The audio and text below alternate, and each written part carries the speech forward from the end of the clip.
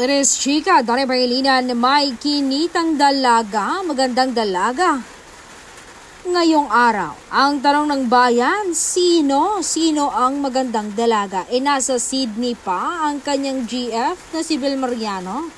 Kaya't nagsiyasat ako, nako, dumating na pala ang ating ninja girl na si Belinda. Sa Pinas, iba talaga pag bumabiyaheng mag-isa ang aktres parang ninja.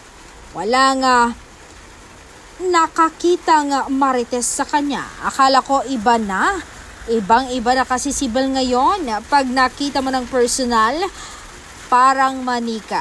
May bagong look. Mukhang gagawa na siya ng panibagong serye.